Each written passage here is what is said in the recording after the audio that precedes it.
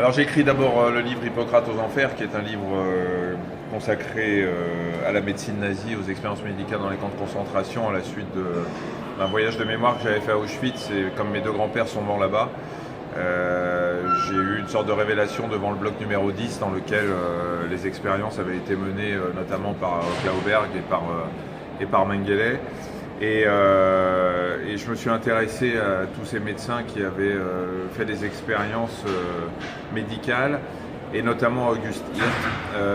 August Hirt qui voulait garder une sorte de musée du squelette juif, puisque par définition la solution finale devait exterminer tous les juifs jusqu'au dernier. Il fallait bien qu'on puisse un jour montrer aux générations suivantes ce qu'avait été le juif, comme aujourd'hui on expose Cro-Magnon, les restes de Lucie l'Australopithèque. Il fallait bien exposer et montrer aux générations suivantes ce qu'était le juif.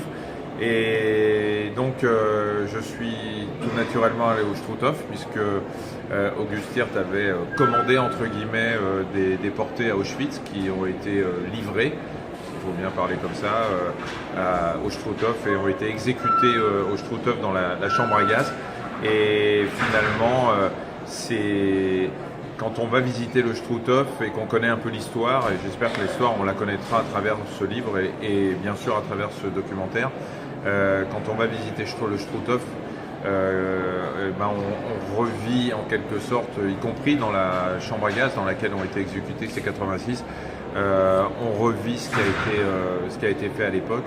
Et le Struthof est un lieu unique parce que c'est quasiment le seul vrai camp de concentration qui se trouve en France. Et même si à l'époque la Reichsuniversität était une université allemande, puisque les médecins étaient partis à Clermont-Ferrand, le Struthof reste un lieu unique et qu'il faut impérativement visiter.